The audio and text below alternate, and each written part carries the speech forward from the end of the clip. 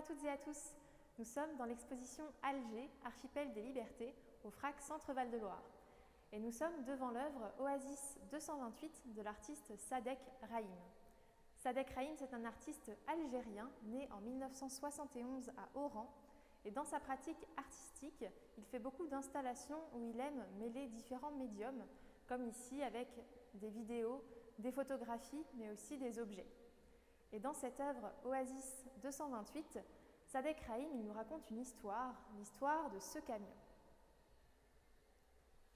Alors on peut voir écrit sur le camion Sonacom, c'est la Société nationale de construction mécanique, aujourd'hui appelée SNVI pour Société nationale de véhicules industriels.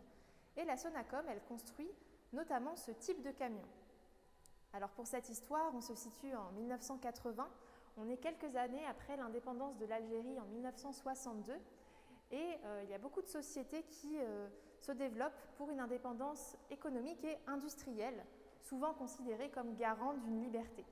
Et la Sonacom fait vraiment partie de cet élan de développement de sociétés pour l'indépendance industrielle. Alors en 1980, l'armée passe une commande à la Sonacom pour produire 1000 camions. Problème, sur ces 1000 camions, les premiers qui sont produits présentent des petits défauts techniques.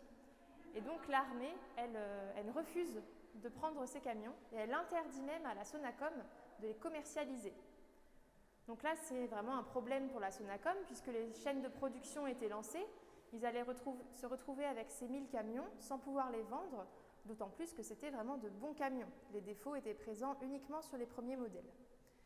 Donc là, le directeur commercial de la Sonacom, que nous avons en interview dans l'œuvre de Sadek Rahim, a une idée, c'est de proposer la participation de la Sonacom au rallye de Paris-Dakar, l'édition de 1980, dans la catégorie camion. Donc c'est le directeur commercial qu'on aperçoit juste ici. Et donc ils vont le faire, ils vont participer au Paris-Dakar. Il y aura 3 camions en tout qui vont participer avec ce camion algérien et avec une équipe algérienne, puisque les chauffeurs des camions sont sélectionnés parmi les employés de la Sonacom, alors qu'ils n'ont pas d'expérience de course, de rallye. Mais l'objectif, c'est surtout d'arriver au bout de cette course pour montrer à l'armée que leurs camions sont effectivement bons. Donc là, on voit une photographie d'un camion lors de cette course du Paris-Dakar.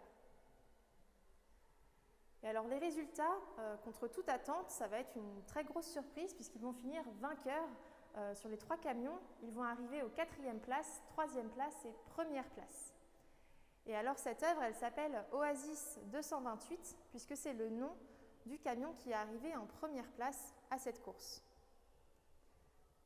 Donc Sadek Rahim, il rend un petit peu hommage à cet événement algérien puisqu'il représente ce symbole de la liberté de l'Algérie, cette quête de liberté, puisque ça a été vraiment un moment de fierté nationale. On a ce camion produit par une société algérienne, conduit par des Algériens, qui se dit pourquoi pas après tout participer à ce rallye, on va croire en cet élan des possibles, et qui arrive en tête de cette course. Donc ça a été vraiment un très grand moment de fierté, et Sadek Rahim, il rend hommage à ça au travers de cette œuvre.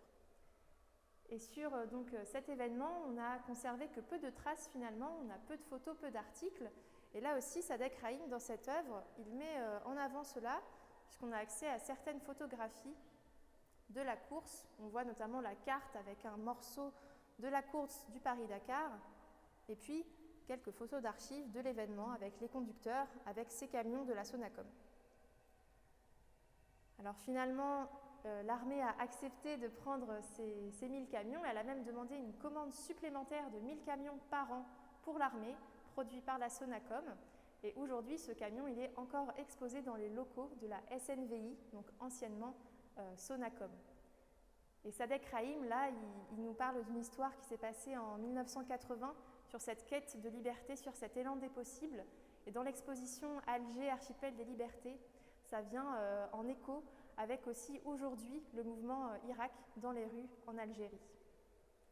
Voilà, j'espère que cette œuvre vous aura plu. N'hésitez pas à venir découvrir l'ensemble de l'exposition Alger, archipel des libertés jusqu'au 2 janvier 2022 au FRAC Centre Val-de-Loire. À bientôt!